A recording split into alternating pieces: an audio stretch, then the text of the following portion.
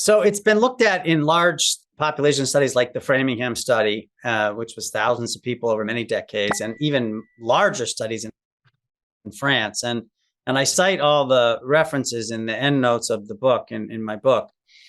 If you look at the Framingham Heart Study, the strongest predictor of lifespan, of longevity, was having, on a population basis, having a slower heart rate. So the population. Wow, I didn't know that. Wow. Yep. Because they always talk about cholesterol and smoking, which I'm sure are all very important things, but so it's your resting heart rate. Wow. Resting heart rate, a slower resting heart rate on a population basis was the best predictor of the longevity of the population from any other measure. Now, as you said, that doesn't mean if you've had a heart condition that slowed your heart rate, or some other illness that caused that. But in a healthy cohort, the lower the heart rate, the longer the longevity. And these findings were replicated in an enormous study in France. So what does that mean? Well, we all learn in the first day of statistics,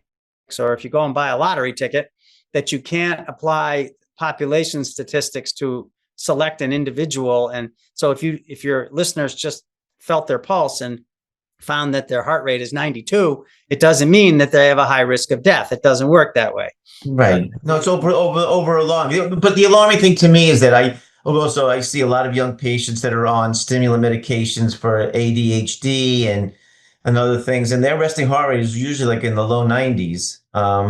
Right. But in the Framingham study, they probably didn't have that cohort. No, I know. No, I'm sure not. But I don't think it's a great thing for them. But I think the way to think about it, that's actually very simple and somewhat positive, is that if your doctor or your grandmother gives you basic health advice, it would be to exercise regularly, eat a balanced diet, get a good night's sleep, try to avoid too much stress and anxiety in your life, and have social connectivity and be integrated and active with your work life and your hobby life. And what do all of those things have in common? They're all associated with slowing your heart rate. So that's a good thing. And it doesn't mean it's one size fits all for everybody, but it does mean that an active vagus nerve is a sign, if not the cause, we don't know, it might be, but it's a sign of good homeostasis, of a good balanced functioning of your organ systems. Yeah, we're going to get into something a little bit deeper on that, but that's very interesting.